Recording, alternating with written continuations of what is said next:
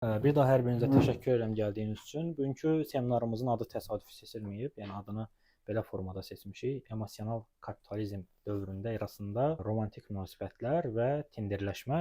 Burada əvvəlcə mənə elə gəlir ki, istənilən halda anlayışların açıqlamasını vermək lazımdır. Emosional kapitalizm nədir? Romantik münasibətlərin nə olduğunu hər kəs bilir və Tinderin nə olduğunu bilməyən bəlkə də kimsə var. Yəni onu da deyəcək və tinderləşmə nə ifadə edir, buna da aydınlıq gətirəcək. Əvvəlcə elə anlayışlardan başlayaq, amma bu anlayışlara keçməmişdən öncə bir fikir ifadə edəcəm. Hansı fikir ki, yəni belə deyək, mənim yanaşma tərzimə görə və mənim romantik münasibətlərə baxış tərzimi ifadə edən bir məqamdır. Alain Badiou adlı bir fransız filosof var və bu yaxınlarda vəfat etdi. Onun Sevginin Elogiyası adlı bir əsəri var və həmin əsərdə cavab verməyə çalışır ki, birinci növbədə sevgi deyəndə biz nəyi başa düşürük və ya 21-ci əsrdə sevgi nə olmalıdır ya da nədir?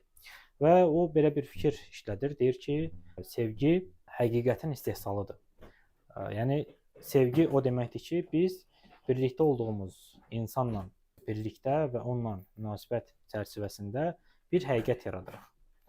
Yəni bizim ikimizin münasibətində bir həqiqət məqamı var və biz o adamla birlikdə davamlı olaraq bizim ikimizə aid olan dünya görüşünü formalaşdırırıq. Yəni bir insan təklikdə olduğu kimi başqa insanla birlikdə olanda qalmır. Yəni hər bir insan başqa birinə münasibətə başlayanda və bu təkcə romantik münasibətə də aid deyil əslində. İstənilən növ yaxınlıq münasibəti, məsələn, çox yaxın dostluq münasibəti və yaxud da çox uzun müddət bir insanla birlikdə qalarkən yaranan birliktəlik hissi, bunlar hamısı həmişə iki tərəfli təsir yaradır və bu iki insan birlikdə yeni bir həqiqət istehsal etməyə başlayırlar. Yəni onların ikisini birləşdirən, məqamlardan toxunan və müəyyən qədər möhkəm görünən həmin insanları birlikdə saxlayan bir həqiqət yaradırlar. Və bugünkü dövrdə əslində, yəni emosional kapitalizm dövründə ki, dediyim kimi bunun açıqlamasını vermək lazımdır. Bu dövrdə romantik münasibətləri məhz bu formada Alain Badiou'nun dediyi kimi yaratmaq çətinləşir. Nəyə görə? Çünki biz romantik münasibət axtarışını artıq bizə romanlardan tanış olan və yaxud da nağıllardan ya da ki, doğulandan sonra ilk dəfə sevgi haqqında eşitdiyimiz zaman bizə məlum olan fikirlərdən çox fərqlənən bir formada yaşamağa başlayırıq və bu günləri münasibət yaratmaq daha çox sosial şəbəkədə hansısa bir insan xoşumuza gəlməyəndə onu çevirib başqa bir insanı axtarmağa çalışmağa çevrilir və bunun da obyektiv səbəbləri var. Birinci səbəbi emosional kapitalizmdir. Emosional kapitalizm nədir? Biz aydın məsələdir ki, kapitalizm dövründə yaşayırıq. Yəni hər şey gəlirə əsaslanır və birinci növbədə belə deyək, bütün dəyərlər, mövcud olan bütün dəyərlər bu və digər dərəcədə əmtəələşir. Yəni satıla bilən hala gəlir. Nəsə satıla bilən bir hala gəlmirsə, o kapitalizm üçün yararsız bir məqama çevrilir və kapitalizm onu dərhal komodifikasiya edir. Yəni əmtəyə satıla bilən bir şeyə çevirməyə çalışır. Və bunun da səbəbləri var. Bu barədə də bir qədər sonra danışacağıq. Amma emosional kapitalizm tərifini verək. Emosional kapitalizm elə bir kapitalizmdir ki, bu zaman önəmli olan, yəni satıla bilən şeylər artıq insanın emosiyalarıdır. Yəni bizim başqa insanlarda yaratdığımız emosiyalar artıq əmtələşir. Bizim görünüşümüz əmtələşir. Yəni insanlar özlərinə müəyyən bir vəsait ayırmalıdırlar ki, başqa insanların xoşuna gəlməyi istəsinlər. Məsələn, insanlar bunun üçün hər hansı plastik estetik əməliyyatlar keçirə bilərlər və yaxud da ki, məsələn, normalda bunu istəmirlər, amma idman zalına gedə bilərlər və yaxud da ki, görünüşləri ilə bağlı hansısa yeniliklərə yol tapa bilərlər. Yəni özlərinin əslində tam olaraq istəmədikləri, amma yaşadıkları reallıqların diktə etdiyi və bunun təsiri altında özlərində dəyişdikləri nələrisə ortaya çıxarırlar. Və yaxud da ki, başa düşürlər ki, bu reallıqda başqa cür yaşamaq mümkün deyil. Yəni biz davamlı olaraq başqa insanlarda hansısa emosiyalar yaratmalıyıq ki, uğurlu ola bilər. Məsələn, işə gedirik, artıq sadəcə yaxşı işçi olmaq kifayət deyil. Ya da yaxşı bacarıqlara malik olmaq kifayət deyil. Biz qarşımızdakı HR-a özümüzün məhz onların axtardığı insan olduğunu göstərməyə bacarmalıyıq. Yəni biz onlara deməliyik ki, sizin axtardığınız adam mənəm. Ona görə ki, mən şənəm, mən yaxşı kollektivdə belə deyək, əhval-ruhiyyə qaldırmaq bacarığına malikəm, ümumiyyətlə kollektiv insanıyam. Lazım olsa stressə tab gətirəcəm. Yəni emosiyalarımızı göstərməliyik ki, biz o emosiyaların təsiri altında kimik və necə insan ola bilərik. Və ümumiyyətlə müasir dövr bizdən introvert olmağı tələb edir. Başqalarını güldürə bilməyi, emosiyalarımızı açıq şəkildə həmişə ifadə edə bilməyi və yaxud da ki, bu belə deyilsə, bunu düzəltmək üçün bizə çoxlu alternativlər təqdim olunur. Biz psixoloq yanına gedə bilərik, terapiya ala bilərik və yaxud da ki, belə deyək, özümüzü inkişaf etdirmək üçün hansısa treninqlərə, koçların təlimlərinə getməliyik və nəticədə yəni özümüzü emosional olaraq daha yaxşı şəkildə təqdim edə biləcəyimiz, özümüzü daha yaxşı sata biləcəyimiz, daha yaxşı şərtlərlə başqalarına təqdim edə biləcəyimiz bir hala gəlməliyik. Yəni emosional kapitalizm əsasını bu təşkil edir və emosional kapitalizm əsasında yəni insanın emosional olaraq belə deyək, cəmiyyətin məqbul saydığı, kapitalizm məqbul saydığı bir hala gəlməsi dayanır və bunun üçün bütün mövcud alətlər, yəni terapiyalar, insanın özünü kəşf etməyə çalışması, özünü inkişaf etdirməsi, bu kimi bütün məqamlar, yəni emosional kapitalizmin ünsürləridir və emosional kapitalizmi ayaqda saxlayan şeylər də elə məhz bu cür məqamlardır. Və təlimin adı dediyimiz kimi emosional kapitalizm dövründə romantik münasibətlərdir, amma emosional kapitalizm yanaşı bizim yaşadığımız dövrü xarakterizə etmək üçün başqa bir anlayışdan da istifadə olunur. Bu anlayış belə səslənir: neqativ münasibətlər cəmiyyəti. Neqativ münasibətlər cəmiyyəti nə deməkdir? Çünki bunun da tərifini vermədən emosional kapitalizm anlamaq müşkül məsələdir. Biz bu günləri seçimlərin çox olduğu bir dövrdə yaşayırıq. Məsələn, musiqi dinləmək istəsək, necə musiqi dinləyə biləcəyimizlə bağlı çox sayda seçimlər var. Və bu günləri hətta musiqiçilər, rejissorlar, rəssamlar məhsuldar olmaq məcburiyyətindədirlər. Çünki davamlı olaraq onlardan danışılmasını təmin etmək üçün məcburdurlar ki, nəsə yaratsınlar. Məsələn, musiqiçilər musiqi yaratmayanda bunu başqa yolla eləməyə çalışırlar. Məsələn, hansısa bir belə deyək, manipulyativ dava yaradırlar, özlərini gündəmə gətirmək. Söhbət təkcə musiqiçilərdən də getmir. Əslində müasir dövrdə insanın dəyəri məhz onun haqqında sosial mediada, xəbərlərdə nə qədər danışılması ilə bağlıdır və seçim eləmək, dediyim kimi seçim məqamına qayıtsaq, əslində bu günlər çox çətindir. Çünki seçimlər çoxdur.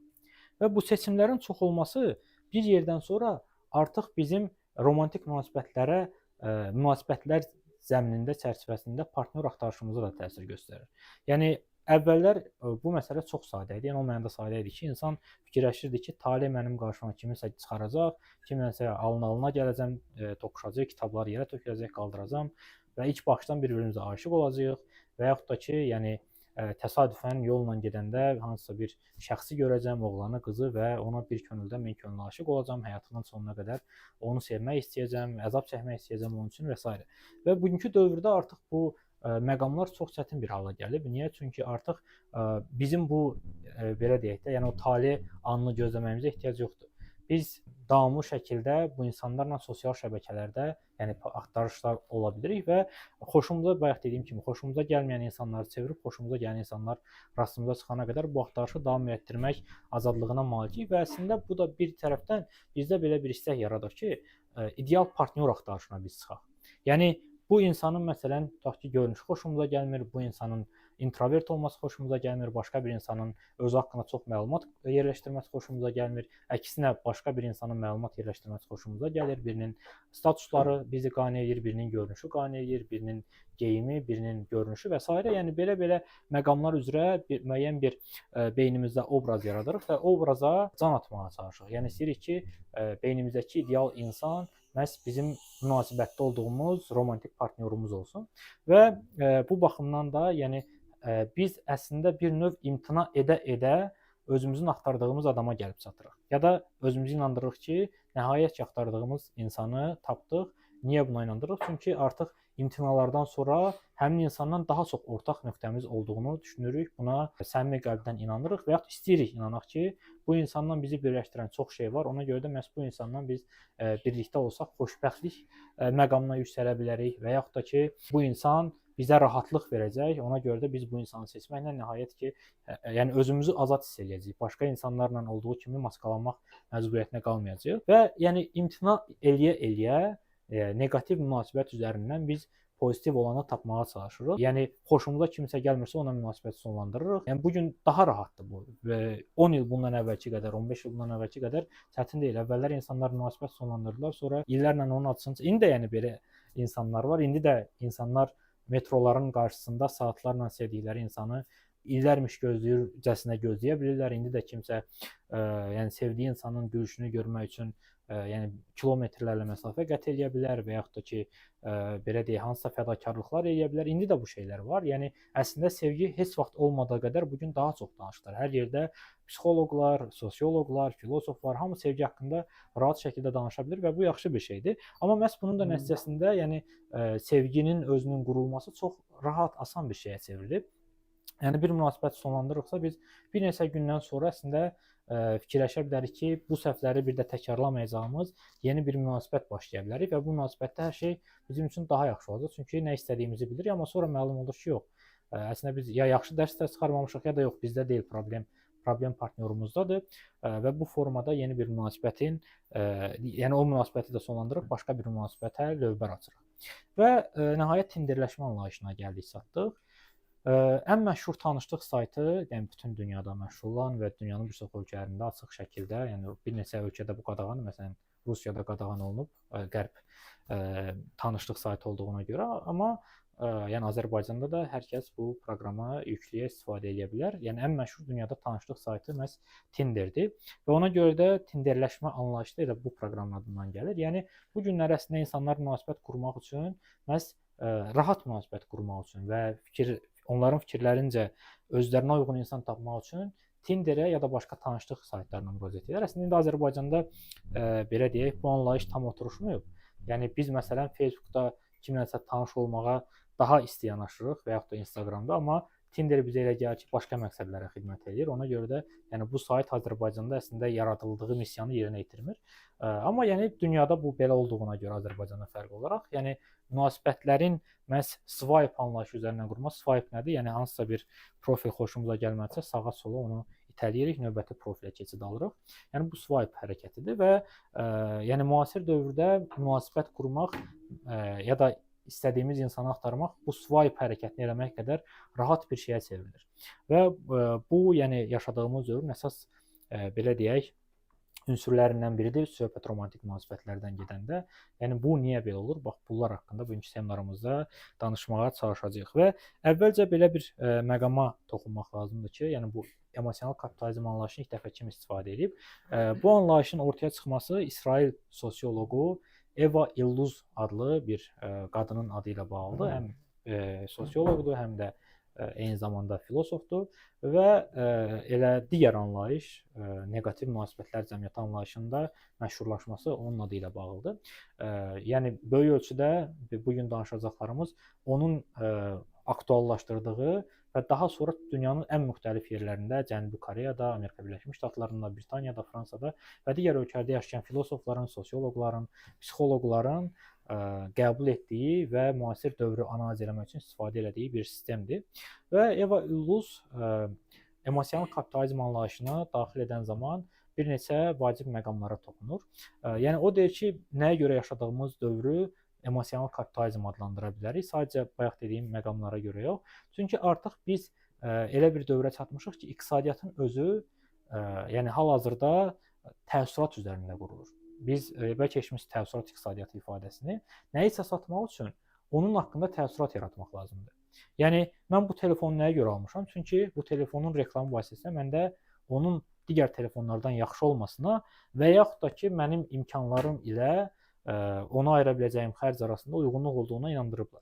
Yəni mən bu telefonu özüm istifadə eləməmiş, təbii ki, istifadə eləmiş qədər təcrübə əldə edə bilmərəm. Amma mənə inandırırlar ki, reklam vasitəsilə və yaxud da ki, hansısa səmimi şəkildə özünü təqdim etməyə çalışan blogerlər ki, bu da emosional kapitalizm ünsürüdür. Yəni insanları səmimi olduğuna inandırmalısan.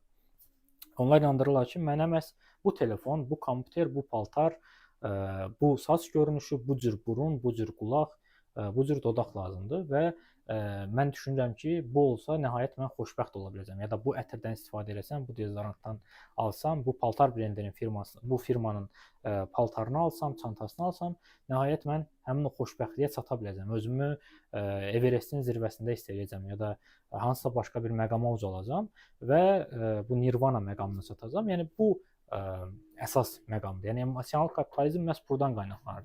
Çünki dediyim kimi bugünkü iqtisadiyyat tamamilə təəssüratların üzərində qurulur və bizim burada oturmağımız da məsələn biz niyə bu yeri seçmişik? Yəni biz fikirləşirik ki, məsələn bu yer kafedir və təəssürat etibarilə məsələn bizim danışdığımız mövzulara, fəlsəfə klubuna və s. uyğundur. Yəni ona görə də hansısa başqa bir məkanda yox, məsələn bu kafedə və ya bənzər bir məkanda bunu keçirmək daha məqsədə uyğun görünür.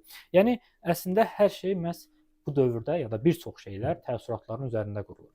Və bizim partnyor seçimlərimiz də əslində bu təəssüratlara əsaslanır. Yəni biz münasibətdə nə axtarırıq? Bax bu məqam, yəni müzakirədən əvvəl o danışdığımız şeylərdə gördük ki, hər birimiz əslində fərqli elementlər axtarırıq münasibətdə. Məsələn, kimsə fikirləşir ki, hörmət əsas elementdir, kimsə fikirləşir ki, sevdiyin insan üçün sona qədər gedə bilməlisən, onun üçün hər şeyə hazır olmalısan və yaxud da kimsə fikirləşir ki, bu rasional bir şey olmalıdır, kimsə fikirləşir ki, bu sadəcə bir hissdir və artıq mənalar yükləmək mənasızdır, instinktlərə əsaslanır. Amma yəni bu fərqli duyğuların arxasında istənilən halda hər birimiz hansısa bir münasibət yaşayırıq və buna romantik münasibət olaraq yanaşırıq. Yəni bir bəlkə sevgililik kimi yanaşmırıq. Artıq bu söz dəbdə deyil, yəni sevgili olmaq sözü. Daha çox yəni romantik münasibət sözü istifadə olunur. Ona görə seminarın da adında məhz bu ifadədən istifadə etmişik və digər tərəfdən də yəni digər növ sevgi daha geniş anlayışdır. Onu digər növ anlayışlardan fərqləndirmək üçün istifadə edirik. Və sevgiyə bir tərif verək gəlin. Ondan sonra yəni belə deyək, sevginin nə olduğunu əvvəldə Alain Badiou'nun sözləri ilə dedim, amma buradan bir qədər irəliləyərək başqa bir fikir də deyə bilərik və sonda bu barədə yenə də fikirlərinizi deyə bilərsiniz, əgər razı deyilsə. Söhbət burada artıq, yəni bayaq dediyim Alain Badiou'nun dediyi sevgi, həqiqət istehsalına əsaslanan sevgi, bu məhz romantik münasibətlərə aiddir. Amma ümumiyyətlə sevgiyə bir tərif verməyə çalışsaq, bunu belə xarakterizə eləmək olar: fədakarcasına aşiqlik. Yəni sevgi aktının içində bir fədakarlıq olmalıdır.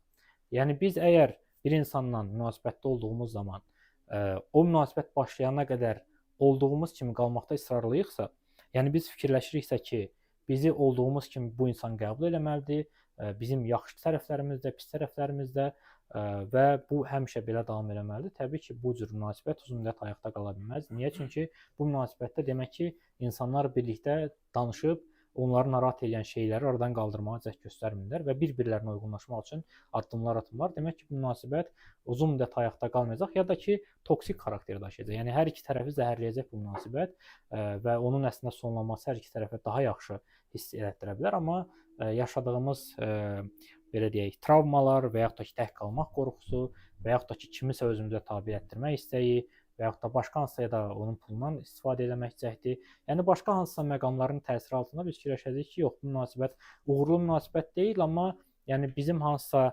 ehtiyaclarımızı qarşılayır. Ona görə də bu münasibəti davam etdirsək bizim üçün daha rahatdır. Yəni ən azından xoşbəxt olmasaq da bu münasibətdə bu rahatlıqla bağlı bəzi məqamlar var. Amma dediyim kimi bu istənilən halda toksik bir münasibətdir və yəni sevginin əsasında müəyyən bir fədakarlıq dayanmalıdır. Bu sevgi artıq bayaq dediyimiz sevginin bütün formalarına aid edilə bilər. Yəni valideynə sevgi də ola bilər bu və yaxud da insanın oxuduğu qrupa, məsələn, universitetdə oxuduğu qrupa olan sevgisi ola bilər, hansısa müəlliminə sevgisi ola bilər, hansısa bir əşyaya sevgisi ola bilər və yaxud da ki, hansısa bir abstrakt vətənə və sair sevgisi ola bilər ki, hamısının əsasında müəyyən bir fədakarlıq aktı olur və əslində sevgini də elə yəni bir növ fərqləndirən məqam məhz budur. Yəni hansısa emosional məqamlar təbii ki var, amma yəni onlar insanın içindədir. Onları nümayiş etdirmədikcə, yəni o belə deyək, ölçülə bilən bir şeyə çevrilmir. Və ölçülə bilən şeyə çevrilən nədir? Hərəkət. Və fədakarlıq məhz hərəkətdir. Yəni fədakarlığı biz içimizdə eləyə bilmərik. Bunu biz nəyisə eləməklə ya da nədənsə imtina eləməklə, yəni nəyisə etməmək belə bir aktdır və yəni bunu etməməklə, yəni edə biləcəyimiz şeyi etməməklə ya da etmək istəmədiyimiz şeyi etməklə bunu nümayiş etdirmiş oluruq. Və bundan başqa emosional kapitalizmdə dediyim kimi insanın özünə münasibət tamamilə dəyişilir. Yəni insanın emosional olaraq stabil olması tələb olunur. Və bu günləri psixologiya həddən artıq məşhurdur. Nəyə görə psixologiya məşhurdur? Ona görə ki, yəni belə deyək, psixologiyanın özü də əmtəə ola biləcək bir şeydir. Yəni biz psixoloq qəbuluna gedən zaman, yəni belə deyək, müəyyən bir ödəniş ödəyirik və yaxud da ki, psixoloqları dinləmək üçün hansısa ümumi görüşlər olanda da gedib müəyyən bir ödənişlər ödəyirik və yaxud da ilk görüş pulsuz olursa, sonra adətən bu pullu xarakter daşımağa başlayır. Yəni hər yerdə həmin bu insanın emosional olaraq özünü stabil bir hala gətirməsi tələb edilir. Və buna nail olmaq üçün təbii ki, psixologiya əsas belə deyək, əlçatan alətdir. Yəni psixologiya nəyi öyrənir? İnsanın psixikasını. Yəni biz necə olur ki, bayaq necə hərəmiz sevgi haqqında bir şey dedik. Nəyə görə hərəmiz fərqli fikirləşirik? Çünki dünyada baş verənlər hər birimizdə fərqli formada ikisini tapır, inikas edir. Yəni psixologiyada psixikanın, obyektiv aləmin, bizə əhatə edən dünyanın bizdə fərqli formalarda təzahür eləməsini, inikas eləməsini öyrənməklə məşğuldur. Yəni ona görə də hər bir insan ayrı-ayrılıqda, yəni başqalarıyla birlikdə yox, ayrılıqda təkcə individ olaraq, fərd olaraq xoşbəxtliyə nail olmaq üçün fikirləşir ki, mən birinci özümün kim olduğunu müəyyənləşdirməliyəm, amma özümün kim olduğunu müəyyənləşdirmək üçün mən həmin o travmalarımı işləməliyəm və yaxud da ki, emosional stabillik məqamına çatmalıyam və məndə olan psixoloji cəhətdən tarazlığımı pozan məqamların tam şəkildə işlənməsinə nail olmalıyam. İndi Azərbaycanda əslində hələ ki bu məqam belə deyil. Məsələn, bizdə psixologiyanın, yəni dünya ilə bir qədər yəni bəzi qlobal trendlərdə uyğunsuzluğumuz var. Bu elə psixologiyaya da aiddir və yaxud da Tinderə bayaq dediyimiz kimi aiddir. Bizdə hələ də stigmalar var ki, yəni bəzi yerlərdə, xüsusən də bölgələrdə, Bakının kəndlərində, yəni psixoloq yanına gedən insanlara, yəni terapiyaya müraciət edən insanlara bir növ dəli kimi baxırlar, onları dəli adlandırırlar. Yəni stigmalar var belə deyək. Və əksinə bu gün bizim yaxın qonşuluğumuz olan ölkələrdə və yaxud da bu ölkələrdəki gəncliyin bir hissəsi hesab edir ki, xüsusən də Z nəslindən söhbət gedir. Hesab edir ki, əgər bir insan psixoloqa ümumiyyətlə həyatı boyunca getməyibsə, demək o özündən qaçan bir insandır. Məsələn, Rusiyada bu yaxınlarda və Türkiyədə də həmçinin Z nəsli arasında trend olan məqamlardan biri budur ki, sən travmalarını işləməmisənsə, demək sən travmatik insansan və mənə də münasibətdə olduğumuz zaman, hətta dostluqda olduğumuz zaman travmalar vuracaqsan. Ona görə də yəni sən münasibətə hazır deyilsən. Çünki hələ travmalarla üzləşməmisən. Sən get əvvəlcə bir terapiyaya, problemlərini həll elə, dünyaya münasibətini dəyiş, travmalarına münasibətini dəyiş, ailənə münasibətini dəyiş və bundan sonra artıq biz səninlə münasibətdə olaraq ya da başqa bir insanla münasibətdə olarsan, amma mən səndən münasibətdə olmaq istəyirəm. İndi Azərbaycanda hələ ki bu o qədər yayğın deyil. Yəni Azərbaycanda rastlaşmışam bu gənclər arasında yəni tendensiya, amma bu hələ ki gənc tendensiyadır. Yəni hələ ki bir belə deyək, pöhrə formasındadır. Yəni hələ çiçəklənməyib, çiçək açmayıb. Amma mənə elə gəlir ki, necə ki belə deyək, hər şey gec-tez qloballaşır. Eynilə bu da bir müddətdən sonra gənclər arasında indiki ilə müqayisə çox daha yayılın, çox daha geniş yayılmış bir hal almağa başlayacaq və əslində yəni insanın terapiyaya getməsində də belə bir növ pis heç nə yoxdur. Sadəcə bunun özü də yəni dediyim kimi tamamilə əmtəələşmiş bir hala gəlib çatır. Yəni sanki hər kəs necə ki görüntüsünü ideal hala gətirmək üçün özünə sərmayə ayırmalıdırsa, eynilə yəni belə deyək, bir növ bu terapiyada əmtəələşən bir şeydir. Buna da müəyyən bir vəsait ayırmaq lazımdır və bunu eləmiriksə biz demək özümüzü düzəltmək istəmirik və emosional kapitalizmin əsas məqamlarından biri məhz budur. İnsanın özünə əl gəzdirməsi, özünü emosional olaraq ideal hala gətirməsi. Yəni emosional sözü bu açar sözdür bunun üçün. Və bunun alternativi də var. Ümumiyyətlə heç bir psixoloqa müraciət eləmədən insanın özünü həmin o emosional stabillik, tarazlıq halına gətirməsi, yəni özünü araşdırıb mənim travmalarım varmı, varsa hansılardır, mənə həyatımda ən belə deyək, çox mənfi təsir göstərən ya da insanlara etibar eləməməyimə səbəb olan və yaxud da ki, yalan danışmağa məni vadar edən və yaxud da ki, belə deyək, başqa insanlarla çox səmimi olmağıma gətirib çıxaran məqamlar hansılardır? Yəni mən niyə belə bir insanam? Sualına cavab axtarmağa çalışmaq cəhdi var və bu da əslində tamamilə əmtəələşən bir şeydir. Çünki tək adamlıq kapitalizm anlayışı da var. Yəni bu odur ki, bir insan tək halda, tək olaraq, fərd olaraq özünün mahiyyətini varmağa çalışır və bunun üçün bizə çoxlu yenə də proqramlar təklif olunur. Bəlkə arasında çıxıb məsələn kitab proqramı var. Bildirir ki, biz əgər həmin proqramı alsaq, 3 aydan sonra tamamilə yeni bir insana çevriləcəyik və insanlar bizi ideal olaraq görəcəklər. Hamı bizim yanımızda olmağa çalışacaq və reklamlar da bunun üzərində qurulur ki, yəni məsələn bir ofisdə ya da universitetdə soruşurlar ki, sizcə burada ən yaxşı insan, ən inkişaf etmiş insan kimdir? Hamı bir nəfərin adını deyir. Gedilər ondan soruşurlar ki, bu niyə belə olur? Və o da deyir ki, çünki mən filan proqramı istifadə edirəm. Və yəni bu tək adamlıq kapitalizm anlayışının da əsasında duran məqam məhz budur ki, insan tək şəkildə özünü düzəldə bilər və tək şəkildə xoşbəxt ola bilər və tək şəkildə xoşbəxt olmaq üçün də insan hansısa proqramları almalıdır, hansısa əşyalara sahib olmalıdır və yaxud da ki, insanın tək olmağı əslində problem deyil, amma bunu özdə dediyim kimi əmtəələşən bir şey formasında deyilsə, bunu yəni belə deyək, başqa insanlar qınamalıdırlar və yaxud da sistem bunu qınamalıdır. Və qayıtsaq əgər romantik münasibətlər məsələsinə, yəni proqramlar üzərindən danışsaq əgər konkret olaraq, bu günləri həyatımızda gadjetlər siz təsəvvür eləmək çox çətin, yəni elektron qurğular təsəvvür eləmək çox çətindir. Telefonlar, kompüterlər, saatlar qolumuzdakı və digər bir çox əşyalar tamamilə elektronlaşıb, yəni hər şey demək olar ki, bir növ bu elektrikləşmə prosesinin təsiri altına gedir və internetləşmə prosesinin təsiri altına gedir. Hər şey üçün proqramlar var. Yəni demək olar ki, həyatımızı bu proqramlarsız təsəvvür etmək artıq çox müşkül məsələdir. Və belə bir internetdə bənzətməyə rast gəldim. Bir nəfər öz təcrübəsini bölüşüb. Deyir, əslində bugünkü dünyada hər şey sanki romantik, yəni bir növ dünyada baş verən bütün proseslər romantik münasibətlərin böyüdülmüş bir halıdır. İş axtarma proqramları haqqında məlumatınız var yoxsa yox bilmirəm.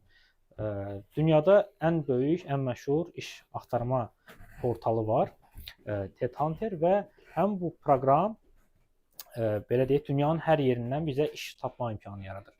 Məsələn, biz IT işnikiksə və yaxud da ki, məsələn, dizayneriksə və yaxud da redaktorluqsa, tərcüməçiyiksə, dünyanın hər yerində məsafədən özümüzə iş tapa bilərik və yaxud da yox, elə öz yaşadığımız şəhərdə, ölkədə Headhunter vasitəsilə özümüzə müəyyən bir işlər axtara bilərik və əslində burada, yəni demək olar ki, oxşar prinsip üzərində qurulub tenderlər. Biz orada çoxlu işlərə rast gəlirik və fikirləşirik ki, özümüz üçün, yəni bu gün iş təklifləri çoxdur. Əvvəlki dövrlərlə müqayisədə maaş problemi var. Amma yəni təklif çoxdur və biz giririk, axtarırıq ki, hansı iş bizim imkanlarımıza daha uyğundur və yaxud da ki, hansı işdə istədiyimiz gəlir əldə edə bilərik və yaxud da özümüzü yaxşı hiss edə bilərik, özümüzü inkişaf etdirə bilərik ya da müvəqqəti olaraq bir iş axtarırıqsa, yenə də hansısa bir meyarlarımız var və biz bu xoşumuza gələn meyarlar olanda, heç olmasa o meyarların bir hissəsilə razılaşanda, necə ki, Tinderdə məsələn kiminsə görünüşü xoşumuza gəlir, kiminsə haqqında yazdığı informasiya bizə xoş təəssürat yaradır və ona bir məktub yazırıq tanış olmaq üçün. Eynilə, yəni Headhunterdə bu prinsip üzərində, yəni iş axtarışı da bunun üzərində qurulur. Biz CV hazırlayırıq və CV ilə yanaşı bir motivasiya məktubu da yazırıq. Yəni motivasiya məktubu da bir növ nədir, tanışlıq xarakteri daşıyan məktubdan çox da fərqlənmir. Sadəcə burada biz iş axtardığımız üçün daha fərqli şeylər yazırıq. Münasibət üçün partnyor axtaranda başqa şeylər yazırıq. Amma yəni ola bilsin ki, mahiyyətcə fərqlidir, daha doğrusu formaca fərqlidir, amma mahiyyətcə eyni şeyi etmiş oluruq. Yəni ikisinə də biz müraciət edirik bizim xoşumuza gəldiyini düşündüyümüz subyektə və daha sonra bu müraciət etdiyimiz vakansiyaların çoxundan təbii ki, biz ümumiyyətlə zəng eləmirlər, geri dönüş gəlmir. Tanışlıq saytlarında da belə olur. Amma yəni hardansa da zəng edib çağırırlar və biz date-ə gedirik, yəni bir növ HR-la görüşə gedirik və bu görüşdə bizə yəni söhbət edirik necə ki, ilk date-də romantik münasibət yaratmaq üçün. Burada da eyni şey baş verir. Yəni bizə soruşurlar ki, özümüzü harda görürük 5 ildən sonra, standart suallar və ya hansı bacarıqlarımız var, nəyə görə məhz bizi seçməlidirlər. Eynilə, yəni əslində biz də kimlənsə görüşəndə fikirləşirik ki, yəni ya bizi görüşə çağırıblarsa, ya biz çağırmışsa kimisə, yəni qarşımızda biz çağırmışıqsa qarşımızdakı insan fikirləşir ki, yəni mən bu insanla ikinci dəfə görüşməyim üçün əsas varmı? Yəni hansısa ortaq xüsusiyyətlərimiz varmı və yaxud da başqa səbəblər varmı bu insanla görüşməyə davam etmək üçün və ya uzunmüddətli münasibətə bir ehtiyac varmı? Və yəni əslində indiki iş yerlərinin çoxunda necədir? Bir görüşdən yekunlaşmır, sonra bizi ikinci görüşə çağırırlar. Məsələn, birinci görüşdə HR söhbət edir, sonra hansısa bir yuxarı vəzifəli menecer söhbət edir, sonda rəhbər söhbət edir bizlə. Yəni hətta universitetlərə belə iş qəbulu artıq müəyyən qədər bu prosedur üzərindən aparılır ki, mərhələ-mərhələ daha yuxarı iyerarxiyada olan adamlarla görüşlər olur. Və uzun sözün qısası, yəni eynilə oxşar prosedur baş verir. Bizi əgər bəyənirlərsə, növbəti görüşə çağırırlar daha yuxarı vəzifəli şəxslə, yəni ikinci görüş baş verir və yaxud da romantik münasibət məqsədi ilə görüşümüzdə də əgər biz ikimiz də bir-birimizdən xoş emosiyalar aldıqsa və yaxud da ağlımızla dərk ediriksə ki, bu insanla vaxt keçirmək xoşumuza gəldi, o zaman ünsiyyəti davam etdiririk və növbəti bir görüş bizim aramızda baş verir. Yəni əslində prinsip etibarilə yəni bugünkü dünyada iş axtarmaq da elə münasibət axtarmaqla çox ortaq xüsusiyyətlərə malik. Yəni əslində biz nəyə ümid edirik iş axtaran zaman ki, istədiyimiz işi tapaq və sonra öz məlumatımızı həmin saytda donduraq və bir də ehtiyac qalmasın ki, yəni daha yaxşı iş axtarmamızda zərurət yaranmasın, elə tapdığımız bu imkan bizi qane eləsin, donduraq həmin profili, bir daha sonra ehtiyac olmasın dediyim kimi. Eynilə, yəni münasibət axtaran zamanda insan əgər tanışlıq saytında bir anket yaradıbsa, yəni istəyir ki, axtardığı şəxsi tapsın və sonra o anketini oradan ya silsin, ya dondursun və yəni belə deyək, bir də o sayta girməyə ehtiyacı qalmasın, ideal bir partnyor tapmış olsun. Yəni prinsipcə əslində emosional kapitalizmdə dediyim kimi iş tapmaq, romantik münasibət qurmaq hansısa bir məhsulu almaq, bunlar hamısı bir növ oxşar prosedur üzərində, yəni emosiyalar yaratmaq, qarşımızdakı insanı, qarşımızdakı insanda daha dəqiq ifadə etsək, emosional olaraq xoş duyğular yaratmaq üzərində qurulan bir münasibət olur. Və əslində biz belə deyək, bir növ sevgi haqqında danışırıq, amma sevginin zaman-zaman dəyişilməsi prosesi baş verib. Əslində 2000 il bundan qabaq insanların romantik münasibətlərdən gözlədiyi şeylər indi bizim partnyorlarımızdan gözlədiklərimizdən əsaslı dərəcədə fərqlənir. Həmişə təbii ki, ayrılıq insanlar üçün istirablı bir şey olub. Necə ki, belə deyək, hətta çox radikal dini inancı olan insanlar da bilirlər ki, inanırlar ki, məsələn, ölən insan daha yaxşı dünyaya gedir, günahkar dünyadan qurtulur, amma yenə də yaxınlarını itirəndə buna görə qəhərlənməmək çox çətindir.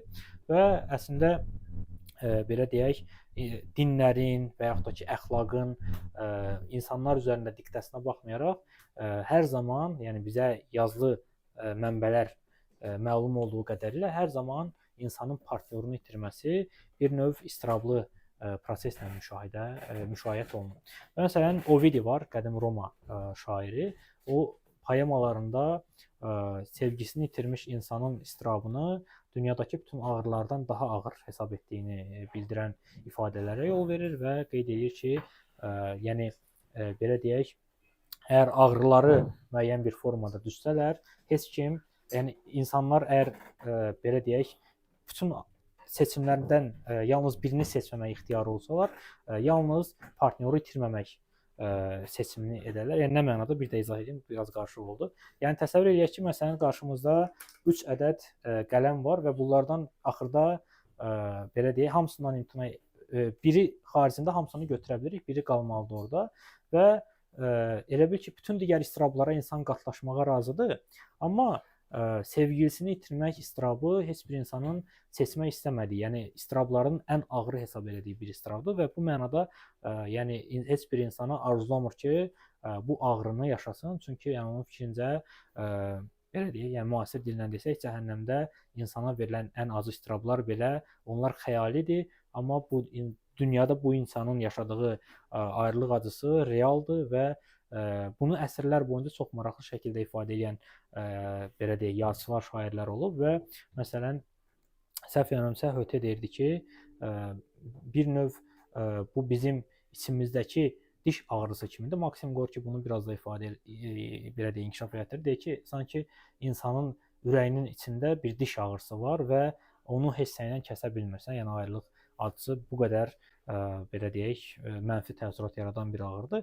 Amma daha sonra xristian dini belə deyək, cəmiyyətin bütün həyatını idarə etməyə başladı, siyasi həyatı idarə etməyə başladı və necə ki, bütün münasibətləri ələ aldı, bütün onları özünün doktrinasına tabe elədi. Bu məsələ şübhəsiz ki, nikah münasibətlərinə də gəldi çatdı və əslində yəni orta əsrlərdə tamamilə Avropadan söhbət gedir və yaxud da xristian dinin hökmran olduğu yerlərdən tamamilə biz görə bilərik ki, boşanma insanlar üçün yol verilməz hala çevrilir və boşanma tənqid olunur. Yəni bildirilir ki, insanlar nə etsələr də boşanmamalılar və boşanma günahdır. İnsanlar kilsədə nikah quran zaman nəyə söz verirlər? Ömürlərinin sonuna qədər yaxşı və pis gündə nə baş verməsindən asılı olmayaraq partnyorları ilə, həyat yoldaşları ilə birlikdə olacaqlarını vəd edirlər və hətta maraqlı məqam nədən ibarətdir? 1-ci Filip səhv eləmirəmsə 9-cu əsrdə öz həyat yoldaşından, yəni birlikdə yaşamaq istəmir.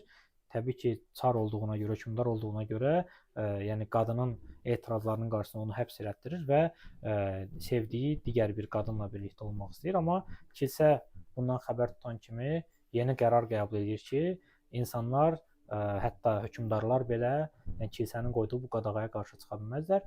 Yəni ailə münasibəti sevgi üzərində yox, insanların həmişə birlikdə bir-birlərinə belə deyək, həmdəm olması üzərində qurulmalı idi kilsənin fikrincə. Yəni sevgi məqamı ümumiyyətlə ailə münasibətlərindən orta əsrlərdə tamamilə çıxarılmışdı və kilsə istəyirdi ki, insanların arasındakı münasibətlər nəyə xidmət eləsin? Kilsəyə vergi verməyə, yəni Tanrıya ibadət eləməyə və yeni uşaqlar dünyaya gətirərək onların da inanclı olmasını təmin etməyə. Yəni demək olar ki, orta əsrlər boyunca biz sevgi anlayışının yalnız bir formada təzahür etdiyinə şahid edirik. Bu da yaradanı olan Tanrıdır təbii ki. Çünki insana olan sevgi insanın Tanrıya olan sevgisini azaldır. Və hətta bununla bağlı bəzi teosofların yazıları var. Onlar bildirirlər ki, aləm münasibətində sevgi, şəhvət, ehtiras bunların olmasına ehtiyac yoxdur. Çünki bunlar insanları həqiqi sevgidən yayındırırlar, dünyaya daha bağlı edirlər və günahlara sürükləyirlər. Ona görə də yəni insanın yalnız Tanrıya qarşılıqsız sevgisi olmalıdır.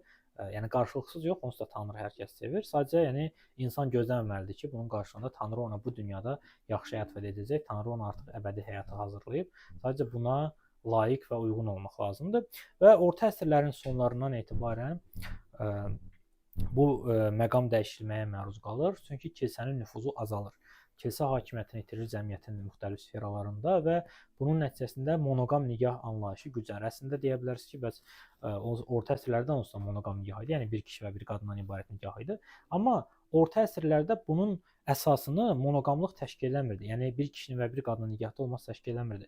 Orta əsrlərdə münasibətin əsasını təşkil edən məhz ibadət və sadəcə formal şəkildə ölənə qədər birlikdə olmaq idi. Və boşanma demək olar ki, yəni belə deyək, ən rəzil hərəkətlərdən biri kimi insanlar tərəfindən qiymətləndirilirdi. Daha doğrusu hökumət tərəfindən, yəni kilsənin vasitəsilə. Amma orta əsrlərin sonunda monoqam nikah dəb halını aldı və bu barədə danışmağa başladılar. Monoqam nikah nədir? Az öncə dediyim kimi bir kişi və bir qadın arasında olan nikahdır və bu nikahın populyarlaşdırılmasına başlanıldı. Kurtuaz məhəbbət anlayışı var, bəlkə eşitmisiniz. Bu, yəni orta əsrlərdə kişilərin cəngavərliyi, kişiliyi üzərində onların qadınlara sevgisini ifadə eləməsi şəklində mövcud olan bir sevgi formasıdır və burada yəni kişi ilə qadın arasında olan münasibətin konkret meyarları var, davranış tərzi var, nə eləmək olar, nə eləmək olmaz və burada əsas məqam, yəni dediyim kimi, məhz həmin o kişilikdir. Yəni bunda çoxlu formalarda yazmaq olar, amma əsas məqam nədir? Yəni cəngavərcəsinə sevmək, qadına sevgini sübut eləmək, ona layiq olana qədər ona sevgini göstərmək, qayğı, nəvaziş vermək və o səni tərk etsə belə onu sevməyə davam eləmək, xəyanət etməmək, yəni bir növ sadiq olmaq, ehtiramla yanaşmaq və yəni həmin insan üçün belə deyək, bir növ həmin o cəngavərlik obrazını qorumağa çalışmaqda ifadə olunurdu. Əslində, yəni bu günlərdə Azərbaycanda belə yəni insanlar fərqinə varmadan bəzən sevgini məhz bu formada, xüsusən də belə deyək, yəni Z nəslinə qədər ki, nəsillərin arasında bu daha çox özünü göstərən bir məqamdır ki, yəni insanlar belə deyək, fikirləşirlər ki, sevgi məhz bu formada nümayiş etdirilməlidir. Yəni sən onu göstərməlisən, sübut eləməlisən və yəni belə bir növ ideallaşdıraraq yaşamalısan. Onun uğrunda yəni mübarizə aparmaq belə zəruri bir hal almalıdır. Və monoqam nikah demək olar ki, 18-ci əsrdə Fransada çox ciddi inkişafa məruz qaldı. Hətta məruz qaldı sözü bəlkə düzgün deyil.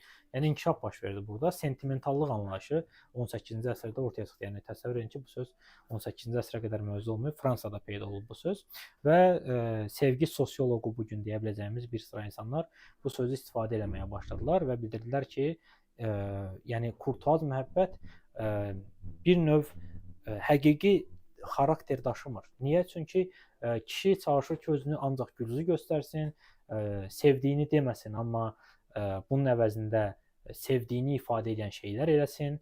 Yəni kişi olaraq qalmalıdır, belə kişi obrazında, maço formasında, güclü və əvəzində isə yəni hissləri haqqında danışmasına ehtiyac yoxdur. Hisslər haqqında danışmaq qadına xas bir şeydir. Yəni bu zəiflik əlamətidir. Yəni bu kişilərə xarakterik olan bir məqam deyil və sentimentallıq anlayışı və onun Fransada ictimailəşdirilməsi buna qarşı idi. Yəni bildirildi ki, sevginin mahiyyəti bu cür qəlibləşdirilməməlidir. İnsanlar birlikdə olan zaman öz sentimentlərini, öz duyğularını, hisslərini, emosiyalarını bölüşə bilməlidirlər və məhz bu əsas məqam olmalıdır romantik münasibət üçün. Yəni insanların mübarizəsi yox, birlikdə olaraq rahat danışa bilməsi və bir-birlərini həqiqətən sevməsi. Yəni sevgi artıq sentimentallıq dərəcəsinə endirildi ya da yüksəldildi və bu sevginin mahiyyətini ifadə etməyə başladı. Maraqlıdır ki, Böyük Fransa inqilabı zamanı əslində cəmiyyətin bütün sahələrində demək olar ki, dəyişiklik edildi inqilabdan sonra və inqilabın gedişatında. Məsələn, 1792-ci ildə xüsusi bir qərar qəbul olunmuşdu və bu qərar boşanmalara icazə verdi. Yəni buna qədər boşanmalar Fransada icazə verilən bir akt deyildi. Niyə? Çünki insan ölənə qədər birinlə birlikdə qalmalı idi və boşanmalara icazə verildi. Yəni bildirildi ki, insan birini sevmirsə, hansısa çox ağır səbəblər lazım deyil. Yəni bir insan başqasına xəyanət eləməli deyil boşanmaq üçün. Əgər bir insan başqasını sadəcə sevmirsə və yaxud da bir yerdə olmaq istəmirsə, o zaman bu insanlar ayrıla bilərlər, boşana bilərlər və belə deyək, yeni partnyorlar seçə bilərlər özlərinə.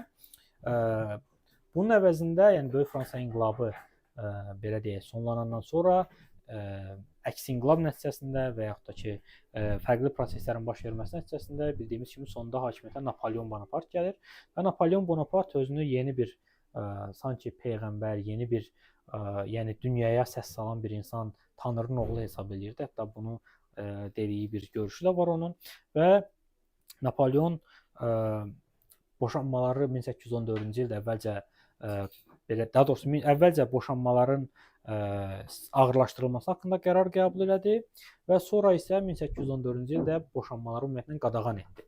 Yəni artıq insanlar yenə də bəlkə boşana bilməzdilər. Yalnız 19-cu əsrin sonlarında təsəvvür edin, Fransada yenidən boşanmalara icazə verildi və bildirildi ki, yəni sevgi insanların azad şəkildə bir yaratdıqları ittifaqdır.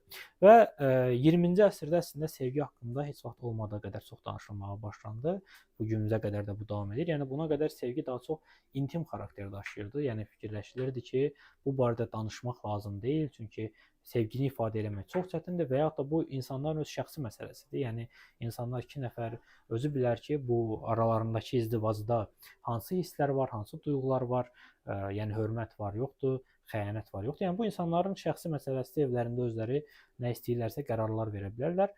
Amma yəni məhz 18-ci əsrin sonlarından başlayaraq bu barədə böyük ölçüdə danışılmağa başladı. Daha doğrusu 19-cu əsrin sonlarından etibarən heç vaxt olmadığı qədər böyük miqyasda filosoflar, sosioloqlar başladılar sevgi haqqında danışmağa. Sevgi sosiologiyası deyə bir sahə yarandı və qısa müddətdə psixologiya bir elm halını alandan sonra və populyarlaşandan sonra psixoloqlar da ciddi şəkildə başladılar sevgi anlayışını öyrənməyə və sevgi terapiyası həyata keçirməyə ya da ki, sevginin bir növ insanlar arasında necə hisslər yaratması ilə bağlı görüşlər keçirməyə və demək olar ki, yəni bu 19-cu əsrin sonu, 20-ci əsrin əvvəllərindən başlayan dövr hansısa formalarını dəyişərək bu günlərdə davam etməkdədir və psixologiya ilə sevgi arasında qarşılıqlı, yəni müasir sevgidən danışırıqsa, ayrılmaz bir bağ mövzududur. Çünki demək olar ki, bu günləri fikir versəz, istənilən bir münasibəti başlayanda, əgər biz özümüz partnyorumuz olmasını istədiyimiz insanda hansısa belə deyək, populyarlaşan sözlər istifadə eləmirsə, məsələn, sən toksik insansan və yaxud da ki, sənin travmaların var kimi ifadələr ola bilər və yaxud da sən məni love bombinqə məruz qoyursan və yaxud qostlayırsan, yəqin ki, bu ifadələri az çox eşitmisiniz. Yəni get-gedə bu ifadələrin populyarlığı artır və onlar daha çox sayda insanın həyatına daxil olur. Yəni 5 il bundan əvvəl bu sözlər çox az işlənirdi. Bu günlər amma demək olar ki, istənilən münasibətdə, yəni yeni yaranan münasibətlərdə, gənclərin arasındakı münasibətlərdə bu sözlər, bu ifadələr get-gedə daha çox artır və yeni ifadələr də yaranır ya da ki, yeni ifadələr də həyatımıza daxil olur. Yəni insanları bir növ ifadə eləmək üçün, məsələn, insel anlayışı var, femsel anlayışı var. Yəni hətta münasibətə girmək istəməyən insanlar belə deyib, bu sözlərdən kənarda qala bilmirlər. Yəni onları da damğalamaq üçün ya da ifadə eləmək üçün sözlər var. Yəni bu mənada müasir dövrdə psixologiya demək olar ki, bizim özümüzün hətta istəmədiyimiz qədər və yaxud da bəlkə istədiyimizdən daha çox həyatlarımıza daxil olub. Amma yəni təbii ki, bu peşəkar psixologiya deyil. Bu sadəcə olaraq psixologiyadan gələn və bir çox insanların əslində tam olaraq belə deyək, fərqinə varmadıqları və yaxud da mahiyyətini tam dərk eləmədikləri ifadələrdir. Bullying əlavə eləmək olar bura, abuse əlavə eləmək olar və çoxlu digər sözləri də əlavə eləmək olar ki, yəni bunlarsız müasir münasibətləri demək olar təsəvvür eləmək çətin məsələdir və əslində bununla bağlı çox yaxşı bir araşdırma var. Polina Aranzon deyə Rusiyalı bir sevgi sosioloqu ya da sevgi filosofu adlandıra biləcəyimiz bir müəllif var. Onun daxil elədiyi çox maraqlı bir anlayış var. Deyir, bugün yaşayan insanlar işçi sinfi olmaqdan əlavə həm də sevgi işçisidirlər. İndi o işçi demir, sevgi proletariatıdır deyir. Nəyə görə? Deyir, çünki müasir dövrdə münasibətləri sadəcə başlamaq kifayət eləmir. münasibətlər çox rahat şəkildə sonlana bilir. Yəni bu gün yəni əgər bir 30 il bundan qabaq insan bir nəfəri sevirdi, 30 il onun sevgisini davam etdirdiyini düşünürdü ya da ayrılandan sonra bir neçə il əzab çəkirdisə, bu gün artıq dediyimiz kimi, yəni belə yaşayan insanlar varsa da sevgiləri, yəni get-gedə sayı azalır belə insanların. Çünki bizə ictimai mövcudluq təsir göstərir və bunun nəticəsində bizim içimizdə sevgi olan yanaşma da bu və ya digər dərəcədə dəyişikliyə məruz qalır və Polina Aronzon nə deyir? Deyir ki, biz münasibəti başladıq və başlayandan sonra biz bu münasibətin ayaqda qalması üçün çalışmalıyıq, əmək sərf eləməliyik. Əgər biz əmək sərf eləməsək, həmin münasibət ayaqda qala bilməyəcək. Nəyə görə qala bilməyəcək? Çünki hər şey yalnız əmək sərf olunanda keyfiyyəti yaxşılaşır. Nəyi biz öz başına buraxırıqsa, nə ilə məşğul olmuruqsa, o bizdə pisləşir. Məsələn, sadə nümunə göstərim. Tutaq ki, ingilis dili ilə məşğulsuz, kursa gedirsiniz və sonra hansısa səbəblərdən bu kursu yarımçıq buraxmalı olursunuz. Və bir neçə ildən sonra görürsünüz ki, ya da bir neçə aydan sonra siz artıq ingiliscəniz xeyli pisləşib. Niyə? Çünki ona əmək sərf eləmirsiniz. Ya da alman diliniz, fransız diliniz fərqi yoxdur. Və yaxud da ki, hansısa bir bacarığınız var, hansısa bir kompüter proqramında işləyə bilirsiniz və uzun müddət işləməyəndən sonra yəni görürsünüz ki, yenidən işləməyə çalışanda artıq əvvəlki qədər işləyə bilmirsiniz. Niyə? Çünki siz buna əmək sərf eləməmisiniz uzun müddətdir və ona görə də o pisləşib. Artıq yəni siz ona əmək sərf eləməmişdən əvvəlki hala qayıdır yavaş-yavaş. Və Polina Aronzon deyir ki, yəni sevgi münasibəti məhz bugünkü günümüzdə belə bir münasibətə çevrilir. Və əslində bunun yaxşı və pis tərəfi var. Yaxşı tərəfi odur ki, həqiqətən insanlar bir-birləri üçün dəyər kəsb etdiklərinə görə münasibətlərinə müəyyən bir əmək sərf edir. Yəni bir-birlərini başa düşməyə çalışırlar, bir-birlərinə hörmət eləməyə çalışırlar və bu qarşılıqlı xarakter daşımalıdır. Yəni daşıyır daha doğrusu. Yəni bu gün əvvəllər belə deyək də, yalnız kişilərin ya da qadınların etməli olduğu şeylər bu günləri artıq daha ümumiləşib. Yəni sanki həm kişilər, həm də qadınlar hörmət eləməlidirlər, bir-birlərini başa düşməlidirlər, empatiya olmalıdır, yəni bir-birlərini anlamağa çalışmalıdırlar, bir-birlərini inkişaf etdirmək istəməlidirlər. Yəni bir çox şeylər olmalıdır ki, münasibətdə bu şeylər, bu xüsusiyyətlər hər iki partnyorun, yəni münasibətin hər iki tərəfində olmalıdır və birində varsa, digərində yoxsa, demək ki, həmin insan əmək sərf eləmir kimi qiymətləndirilir və yəni mübahisə anlarında da belə məqamlar ortaya çıxır ki, mən bunu elədim, sən bunu eləmədin və yaxud da başqa bir nümunə göstərim. Məsələn, Azərbaycana bu nümunəni tam aid eləmək olmur yenə də. Ev işləri, məişət həyatı. Artıq bu günləri ailənin sadəcə bir üzvünün işlədiyi və ailə başçısı obrazının rolunu oynadığı situasiyaların sayında ciddi azalma baş verir. Nəyə görə? Çünki yalnız bir nəfərin gəliri ilə ayaqda qalmaq çox çətindir. Yəni xüsusən də kirayə yaşayırsa insanlar və kreditləri varsa, yəni bir nəfər demək olar ki, ailəni təmin eləmək məsələsinin altından qalxması çox çətindir. Yəni hansı alternativ yollarla, qeyri-qanuni məqamlarla bəlkə bunu edə bilər, o ayrı məsələ. Amma yəni normal orta gəlirlər icazə vermir ki, insanlar bir nəfərin gəliri ilə normal bir ailəyə, yəni normal şəkildə bütün iqtisadi tələbatları qarşılayıb bir ailə ayaqda saxlasınlar. Yəni buna görə də təbii ki, münasibətin hər iki tərəfi və təkcə bununla əlaqəli deyil, yəni ümumiyyətlə təhsil səviyyəsinin, hüquq bərabərliyin bu və digər dərəcədə artması, yəni gətir ona çıxarır ki, təbii ki, iqtisadi azadlıqlar da artır. Digər tərəfdən azalır iqtisadi azadlıqlar, amma bir tərəfdən də daha əlçatan olması nəticəsində hər iki partnyor, hər iki şəxs işləyir və bu da yəni ev işlərində məsələn müəyyən bir bölgünün yaranmasına gətirib çıxara bilər. Düzdür, bu gün robotlar, yəni belə deyək, robot tostoranlar var, robot yemək bişirənlər var, robot kamyonlar var. Yəni demək olar bir çox işlərimizi qurğular vasitəsilə edə bilir, amma yenə də həmişə hansısa işlər tapmaq olar ki, onları yəni insanlar eləməlidir və bu xüsusən də gəlir çox yuxarı deyilsə, o robotları almağa da güc çatmayacaq. Yəni belə olan məqamlarda artıq insanlar ev işlərini ya da ümumiyyətlə işləri də aralarında bölüşdürmə ehtiyacı duyurlar ya da növbələşdirmə ehtiyacı duyurlar və bu da yəni münasibətə əmək sərf olunmasının daha bir göstəricisi kimi nəzərdən keçirilə bilər ki, əvvəlki dövrlərdə yəni belə deyildi. Məsələn, tutaq ki, kişi fikirləşirdi ki, mən pul qazanıram, qadın pul qazansa da, qazanmasa da fərqi yoxdur. Bütün ev işlərini o görməlidir. Uşaqların qayğısına, xəstələrin qayğısına ancaq o qalmalı. Kişi ümumiyyətlə qayğıya qalmaq anlayışına nə ehtiyac var? Bir dənə 8 martda bir dənə gül aldım, gətirdim, bəs eləyər, ya da 14 fevralda. Hətta 14 fevral yəni əslində ailə quran insanlar arasında yayğın deyil. Bir dənə 8 martda bunu edirsən, qurtarır gedir. Yəni artıq bu yəni Z nəsli arasında tamamilə fərqli şəkildə qəbul olunan bir məqamdır və yəqin ki, bunun müsbət məqam olduğu ilə bu və digər dərəcədə razılaşmaq olar, amma bunun mənfi tərəfi nədən ibarətdir?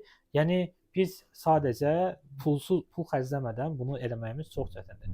Yəni münasibətə əmək sərf eləmək həm də o deməkdir ki, münasibətdə problemlər yaranan zaman məsələn birgə terapiyaya getmək lazımdır və yaxud da ki, sən partnyoruna dəyər verdiyini göstərmək üçün yaxşı hədiyyələr almalısan ona və hədiyyə yoxdursa demək sən dəyər vermirsən və yaxud da artıq yəni belə bir məqama gəlib çatmışıq ki, əgər tanışlıq saytlarına fikir versəz, yəni insanlar çox açıq şəkildə yazırlar ki, məsələn ilk görüşdə mənə yemək almayan insanla görüşmərəm. Yəni bəzi oğlanlar açıq şəkildə yazırlar ki, bu da normaldır ki, məsələn ilk görüşdə hesabı mən ödəməyəcəm, yarı-yarı ödəməliyik, bəlkə heç bundan sonra davam eləməliyik. Bəziləri yazır ki, yəni ilk görüşdə belə deyək, yemək yeməməliyik, bəziləri deyir ki, ilk görüşdən ancaq gəzmək lazımdır. Yəni bəzi insanlar bu şeyləri açıq şəkildə ifadə edirlər və əslində ifadə eləməkləri də belə hansısa mənada, yəni aldanmaqlarının qarşısını almaq baxımından, yəni qarşıdakı insanın gözləntisini aldatmamaq baxımından yəqin ki, daha yaxşıdır. Amma yəni açıq şəkildə bunun ifadə olunduğu bir məqam var və yəni tamamilə belə deyək, bu hər şeyin danışıla bilən hala gəlməsi, yəni sevgi münasibətini, emosiyaların nə qədər əmtəlləşdiyini göstərən bir məqamdır və influensləşmə deyilən bir anlayış var. Bu emosional kapitalizmin romantik münasibətlər sahəsində ən belə deyək, əsas ifadələrindən biridir. Bu nə deməkdir? Bu günləri münasibətdə olan bir çox insanlar münasibətlərində böhran yarananda heç də dərhal ayrılmırlar. Çünki bəzən ayrılmaq birlikdə olmaqdan daha çətin olur. Məsələn, tutaq ki, birlikdə kirayə, indi Azərbaycanda aydın məsələdir, yəni sevdiyimiz insanla sadəcə yəni evlənmədən, ailə qurmadan kirayə yaşamaq mentalitet baxımından, ailələr baxımından və s. ya da kirayə verən insanlar baxımından, yəni təbii ki, normal qarşılanmır, amma dünyanın bir çox ölkələrində təbii ki, bununla bağlı problemlər yoxdur. Hətta universitet yataqxanalarında belə insanlar, yəni belə deyək, yəni cins fərqi olmadan birlikdə daha rahat şəkildə yaşaya bilirlər. Və influensləşmə o deməkdir ki, məsələn, bu anlayış onu ifadə edir ki, biz birlikdə kirayəni ödəməyi daha rahat baş edirik. Ona görə də biz ayrılsaq, məsələn, otaq yoldaşı tapana qədər evin pulunu tək vermək olacaq. Ya da biz bu adamdan artıq bir-iki məişət həyatını necə idarə eləmək lazımdır, ya da yeməyi necə bişiririk, birlikdə evin xərclərini necə qarşılayırıq, kommunal xərclərin öhdəsindən necə gəlirik. Yəni bunu tək eləmək məcburiyyətinə qalmaqdansa bu adamla eləməyə davam eləmək daha yaxşı. Ya da birlikdə kredit götürmüşük. Məsələn, maşın almışıq birlikdə və yaxud da ki, evlə bağlı hansı əşyalar almışıq, televizor almışıq ya da məsələn başqa əşyalar almışıq və bu krediti təbii ki, birlikdə götürdüyümüzə görə, yəni tək ayrılsaq bu kredit daha çox bizlə bağlısa, bunu tək verməyin öhdəsindən gəlmək çətin olacaq. Ona görə fikirləşirik ki, nəyin bahasına olursa olsun bu münasibəti ayaqda saxlayaq. Yəni ayrılma və yaxud da ki, məsələn bəzən emosional məqamlar buna rəvac verir ki, yenidən ailənin yanına qayıtmaq və ailənin belə deyək, damğasına məruz qalmamaq üçün insanlar yəni münasibətdə qalmağa davam edir. Azərbaycana bu necə aid eləmək olar? Azərbaycanda insanlar nigaha qədər yox, nigahdan sonra bu problemlə üzləşirlər. Düzdür, bu gün boşanmaların sayı təbii ki, Azərbaycanda heç vaxt olmadığı qədər çoxdur. Bütün statistik göstəricilər bunu deməyə bizə rəvac verir. Amma digər tərəfdən də təbii ki, Azərbaycanda 10 minlərlə insan ən azı, yəni bu statistikaları təbii ki, çıxarmaq belə çox çətin məsələdir, amma yəni ətrafımızda hər birimizin uğurlu olmayan nigah münasibətləri var. Öz valideynlərimiz də bəlkə belədir, amma yəni insanlar birlikdə qalmağa davam edirlər. Çünki yəni fikirləşirlər ki, ayrılsalar daha çox problem yarana bilər bundan və ona görə də birlikdə qalmaq daha yaxşıdır.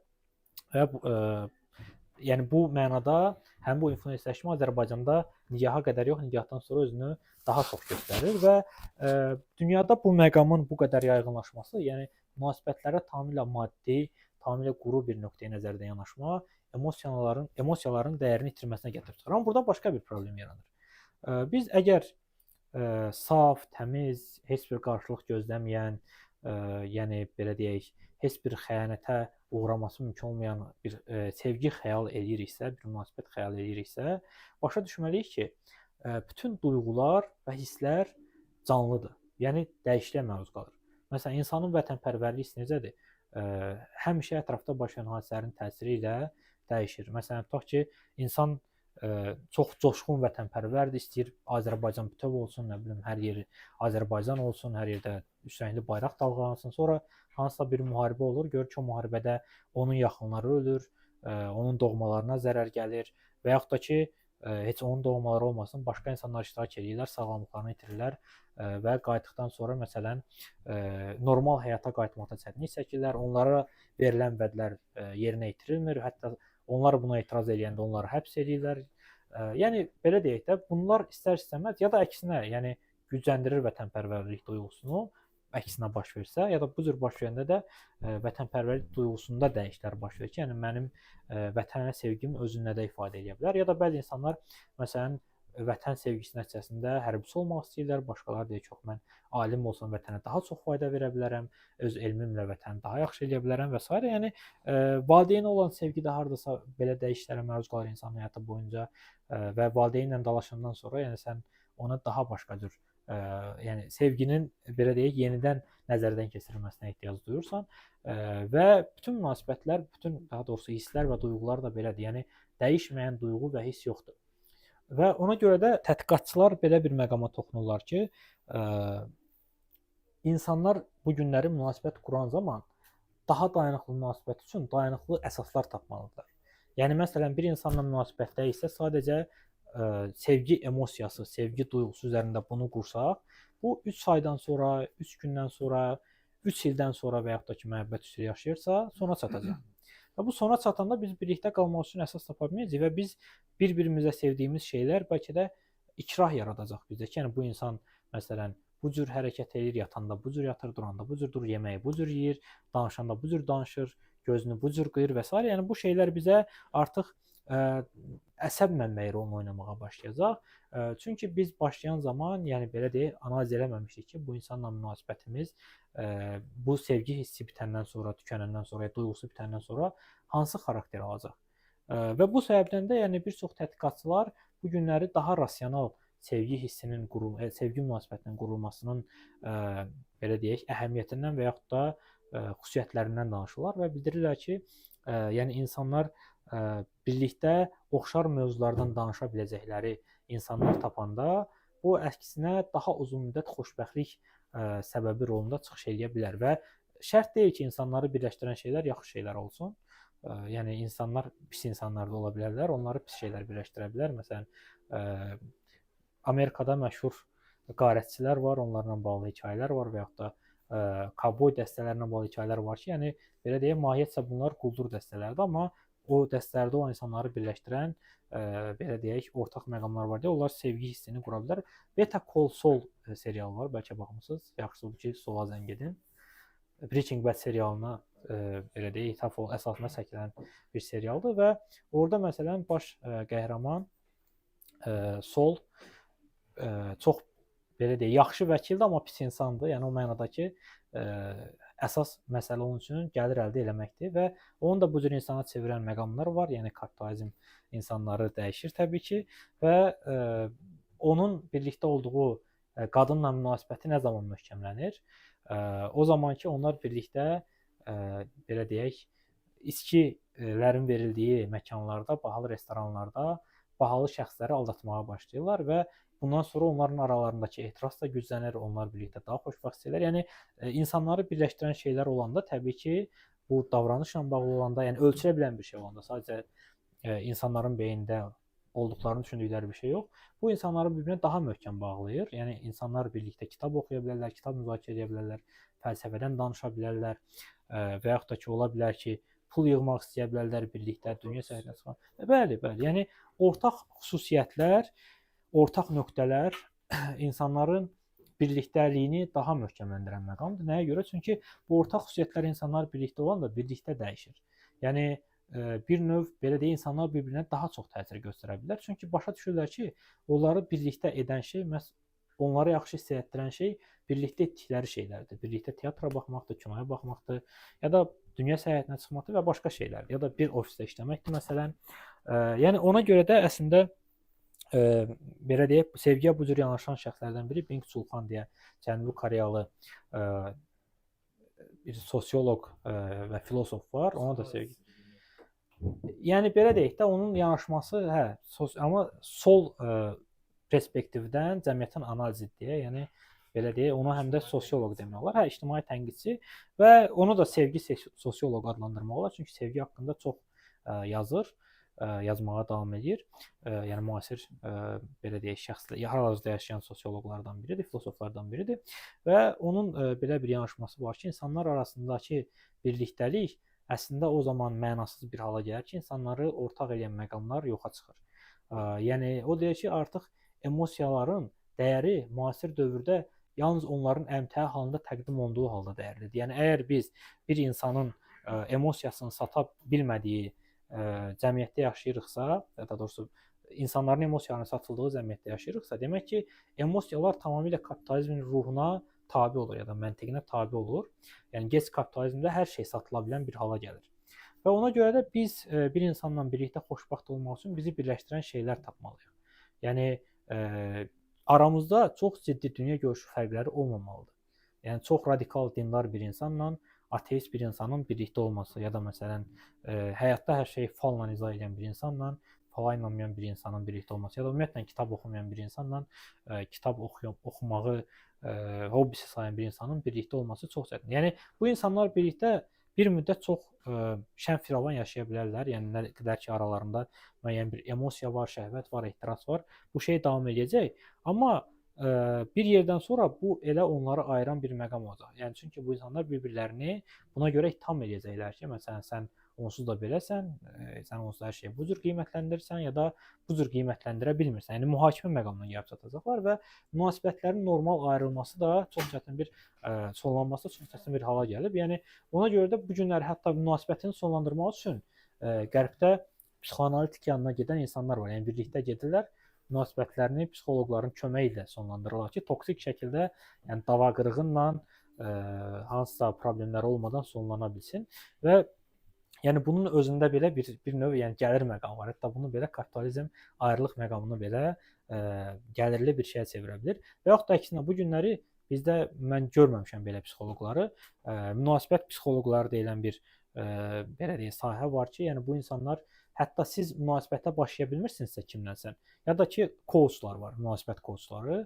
Yəni təlimlərində necə münasibət qurmaq olar bu barədə. Yəni siz pul verirsiniz, gedirsiniz ki var. Mən isə yəni təəccüblü deyil açığı, təəccüblü deyil. Çünki yəni hər şey dünyada, yəni qloballaşan dünyada yaşayırıq. Yəni hər şey gec-tez gəlib çatır Azərbaycana. Sadəcə bilmirdim olduğunu. Maraqlı, bilmirdim. Adını sonra mənə yazarsınız, araşdıraram. Yəni belə dünyada çox yayğındır belə şeylər artıq ki, yəni insanlar münasibət qurmaq üçün münasibət. O heç o yəni bəli. Yox, yəni sırf belə deyək də romantik münasibət üçün. Yəni biri var bir günlük bir gecəlik tanışdıq. Bir də var ki, yəni belə deyək uzunmüddətli münasibət üçün partnyor necə tapmaq olar? Yəni bununla bağlı tövsiyələr verir. Bəli. Yəni artıq Azərbaycanda hətta yəni artıq gəlib çıxılmış. Yəqin ki, bir nəfər varsa, yeni adamlar da hər halda gec-tez yaranacaqlar. Və əslində psixologiyanın əmtələşməsinin mənfi tərəflərindən biri də budur ki, bu günləri hər şeyin altında, yəni hər şeyə psixologiya deyə bilən, özünü psixoloq kimi təqdim edən insanlar var. Yəni gedirlər bir sertifikat alırlar və özlərini psixoloq kimi təqdim edirlər. Azərbaycanda məsələn məni təcrübələndirən məqamlardan biri nə idi? Bürc psixoloqları var məsələn. Yəni deyirlər ki, sizin həyatınızı bürclərlə tamamilə izah edə bilərik və bu seanslar psixoloq seanslarından bahadır. Yəni 200 manata seans edilir. O qiymətə adi normal psixoloqlar var, amma yəni bürc psixoloqları var ki, bu qədər pul alır. Bəli, yəni nəyə görə? Çünki insanlar psixologiyanı bu cür başa. Yəni insanlara normal şəkildə bəli, yəni belə psixoloqlara müraciət edən, falçılara müraciət edən. Bəli. Yəni sən hansısa bir arvad sənin başına əl qoyur, amma deyəndə ki, bu suni bir şeydir. Siz fırıldarsınız, deyir ki, yox, mənim şu an sertifikatım var, mən əlimdən səni dışıl enerji və qalır. Bəli, dışıl enerji. Kosmosa enerji göndərmək. Amma o canlıya qoşulmaq üçün məsələn sən karta 2-3 manat atmaq. Bəli. Bir də Azərbaycanda mən bunu görməmişəm. Rusiyada məsələn belə coachlar çox görmüşəm. Türkiyədə də bir neçəsi rastıma çıxıb. Məsələn çox açıq şəkildə deyirlər ki, biz sizi inkişaf coachları adlarına belə deyirlər. Bu coach sözü axır dövrlərdə, yəni bu da həyatımda daxil olan işlərdən biridir. Və coachlar deyirlər, məsələn bir hissəsi deyir ki, mən sizə, yəni kişi coachu deyir ki, mən sizə varlı kişiləri, yəni qadınlar üçündür, varlı kişiləri necə ələ keçirmək olar. Yəni 10 aylıq bir müddət ərzində mən sizə bunun bütün sirlərini öyrədəcəm. Yəni 10 ayın hər birdə, yəni bizim plasa öyrəndə 1300-1400 manatdan. Yəni o da asılıdır adamdan. O artıq ona zəmanət verə bilməz. Yəni belə bu sahələrlə belə məşğul olan coachlar, yəni münasibətlərin tamamilə mütəməlləşməsi, emosional kapitalizmin hazırki halı, yəni dediyimiz kimi bütün sahələrə nüfuz edir və bir növ yəni romantik münasibətlər ciddi eroziyadan, ciddi dağılmadan keçirlər. Artıq yəni çox problemli hala alıb ki, insanlar normal münasibət qursunlar. Burada bir çox maraqlı eksperiment var, adını qeyd elədim, onu bir dənə tapım. Bu da çox maraqlı bir haldır. Deməli 2017-ci ildə Fransalı jurnalist Judith Duparté bir araşdırma başlayıbdı və Azərbaycanda bu barədə heç nə görməmişəm, yəni Azərbaycan dilində. O Tinderdə bir profil açır, premium profil açır. Tinderdə yəni bütün tanışlıq saytlarından, ümumiyyətlə freemium və premium paketlər. O freemium odur ki, yəni tək Tinderdə yox, Badoo və digər saytların hamısında var. Yəni təsadüfən hansısa insanlar bir-birini match edəndə, yəni bir-biri ilə uyğunlaşanda biz ancaq onları bilə bilirik. Amma premium paketdə çoxlu imkanlar var. Biz görürük hamının profilini və s. Yəni daha geniş imkanlar var. Və deməli Duparté Tinderdə premium hesab açır. Və sonra isə yəni fake hesab açır, yəni oraya ideal görünən Tinder, bu arada yeri gəlmişkən, yəni yeni anlayışlar daxil olur. Məsələn, Tinder siması, Instagram siması, TikTok siması və orada olan insanlar bir, yəni ideal TikToker necə olmalıdır, ideal Instagram blogeri necə olmalıdır, ideal YouTube blogeri necə olmalıdır. Yəni bununla bağlı hətta artıq təsəvvür edin ki, coaching ilə məşğul olan insanlar var. Və onlar deyirlər ki, siz YouTube-da blogersinizsə, gedin estetik əməliyyat etdirin, çənənizi bu cür elətdirin, qulağınızı bu cür elətdirin, burnunuzu, alnınızı, saçınızı bu cür elətdirin. Yəni artıq bəli, eyni də.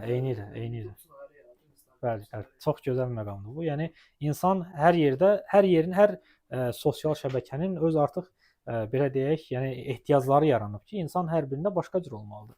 Və yəni Duparté belə bir premium profil yaradır və bir neçə ay həmin o profil istifadə edir. Yəni məqsəd sosial eksperiment aparmaqdır. Sonra isə Tinder şirkətinə yazır və bildirir ki, yəni o belə deyək, sosial eksperiment aparır və bu bir neçə ay ərzində onun bu profili haqqında məlumat əldə etmək istəyir. Yəni sadəcə özünün profili haqqında məlumat əldə etmək istəyir. Başqa heç kimin profili ona maraqlı deyil və ona bu profil haqqında 800 səhifəlik məlumat göndərirlər. Təsəvvür edin. Və Tinderini o Facebook'undan da əlaqələndirmişdi və Instagram'dan da əlaqələndirmə oldu, mən bilən indi. Təsəvvür edin ki, yəni Tinderin algoritmi o qədər belə deyək, güclü algoritmdir ki, onun bütünlüklə internetdə bütün paylaşımları, onun haqqında olan bütün yazılar, onun mesajlaşması, onun kimi swipe etməsi, yəni kimi seçməsi, kimi rədd etməsi, bütün bunlar analiz. Yəni 800 səhifəlik analizi belə deyək, yəni 200 səhifəlik elmiş yazmaq olmur hansısa mövzuda. Təsəvvür edin ki, Tinderin algoritmi 800 səhifə onun haqqında analiz hazırlayıb. Onun hansı brendləri seçməsi, onun necə insanları xoşlaması, onun yəni hər şeyini analiz edib. Təsəvvür edin. 2017-ci ildə ChatGPT falan yox idi, yəni sizin intellektin olmadığı o dövrdə. Yəni Tinderin öz algoritmi bir insan haqqında 800 səhifəlik və hələ bu, yəni belə deyək də tam aktiv şəkildə bunu istifadə eləməyib. Və sonra o Tinderi məhkəməyə verir və məsələnin üstü açılır ki, Tinderin əsasında L-score deyə bir algoritm dayanır. L-score da şahmatçıların reytinqini hesablamaq üçün istifadə olunan bir hesablama sistemidir. Yəni orada çoxlu ən xırda detallar şahmatçılar məsələn gediş edəndə harda nə qədər fikirləşirlər, hansı gedişdən öncə buna nə qədər vaxt ayırırlar. Yəni hər şey, bütün xırdalı, böyüklü detalların hamısı nəzərə alınır burada və bu prosesin böyüməsi nəticəsində Tinder elan edir ki, açıqlama verir ki, L-score proqramından artıq istifadə edir. Amma bunu araşdıran zaman Duparté nəyi müəyyən edir? Ki, kişilərə və qadınlara fərqli meyarlar tətbiq olunur.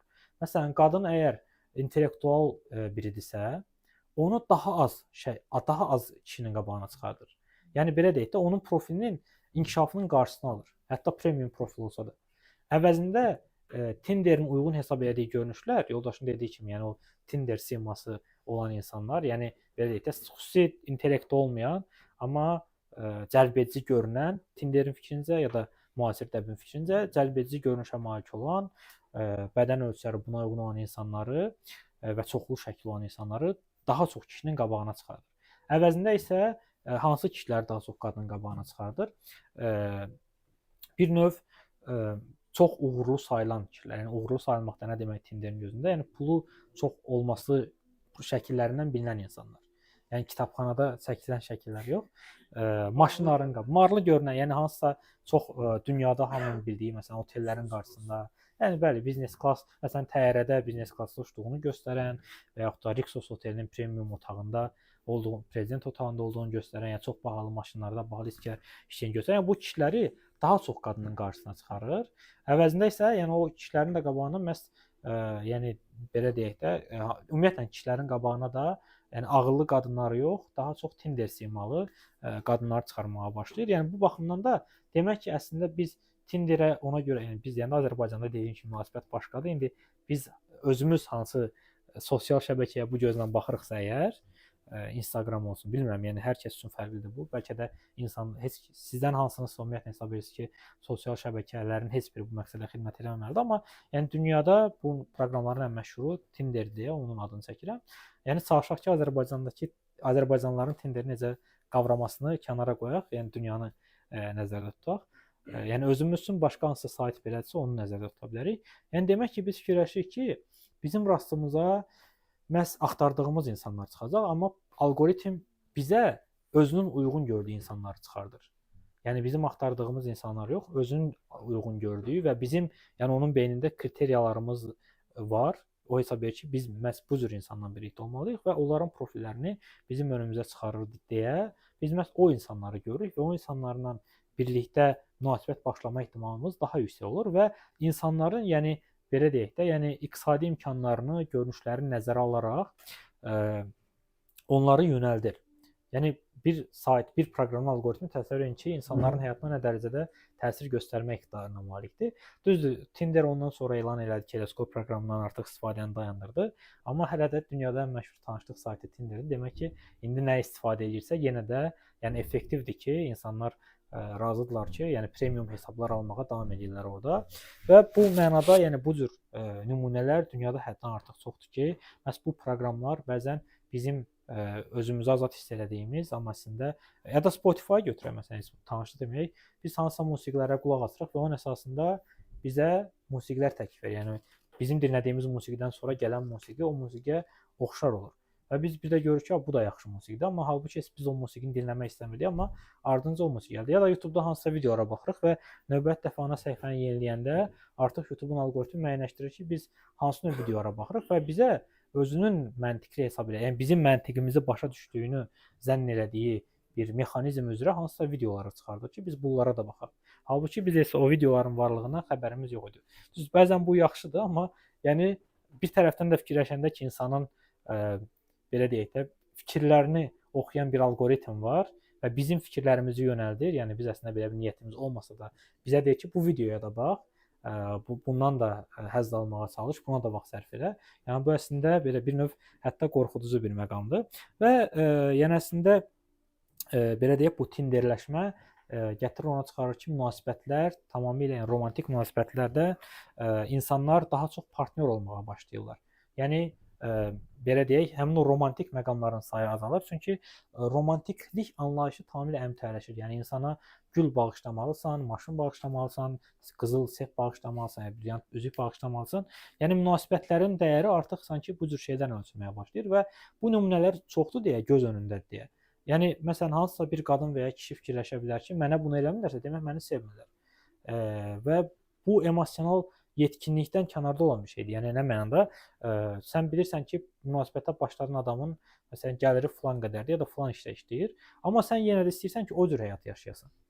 Yəni sənə blogerlərin göstərdiyi kimi həyatı yaşamağı daha məqsədə uyğun hesab edirsən və təbii ki, münasibətə başlayanda sən bilirdin ki, mən münasibətə başlayırsan, amma sonradan bu məruz qaldığın təsir nəticəsində fikirlərin dəyişməsi, söhbət yəni sadəcə qadınlardan getmir. Yəni kişilər də ola bilər ki, görürlər ki, məsələn, insanlar necə münasibətlər qururlar qadınlarla və bu cür münasibətə malik olmaq istəyir. Yəni təbii ki, bu gətirir ona çıxarır ki, romantiklik anlayışı tamamilə məğzini dəyişir və keyfiyyətli münasibətlər məhz partnyorluq üzərində qurulan sanki münasibətlərdir. Yəni partnyorluğun da dediyim kimi fərqi odur ki, artıq biz burada yəni bərabər hüquqlar əsasında və yaxud da bərabər bölgü əsasında hər şeyi planlaşdırmağa çalışırıq və hər şey danışıla bilən bir hala gəlməyə başlayır sanki. Yəni bu çox müsbət bir məqamdır mənim fikrimcə ki, yəni biz analiz etməyə çalışırıq ki, qarşımızdakı insana açıq olmağa çalışırıq və bizi narahat edən şeylər haqqında danışa bilirik. O bizdə onu narahat edən şeylər haqqında danışa bilir və yəni bu obyektiv bir şeydir. Yəni bunun artıq qarşısını almaq çox çətin məsələdir. Ona görə də yəni 21-ci əsr ideal romantik münasibət, ideal eşq yaşamaq istəyən, eşqdən göylərə uçmaq istəyən insanlar üçün bir növ get-gedə cəhənnəmə çevrilir və bu da emosional kapitalizmin təbii ki, təsiri nəticəsində baş verir və yəni qorumaq olarmı bu sevgi münasibətini? Yəni bu sual çox yaxşı sualdır. Yəqin ki, qorumaq çox çətindir. Çünki dediyim kimi duyğuların diktəsi artıq tədricən sona çatır və bu eranın sona çatması, yəni duyğuların erasının sona çatması insanları daha rasional şəxslər olmağa vadar edir və ola bilər ki, insanlar sevgini qorumağa çalışdıkları zaman belə deyək, rasional olmayan şeylər edirlər və bu səbəbdən də yəni rasional nə deməkdir ümumiyyətlə? Bayaqdan 100 dəfə demişəm. Yəni ağla əsaslanan, ağılla, məntiqlə dərk edə biləcəyimiz şeylərə əsaslanan hansısa hərəkətlər eləməyəndə isə bu proqnozlaşdırıla bilməyən hansısa nəticələrə gətirib çıxara bilər.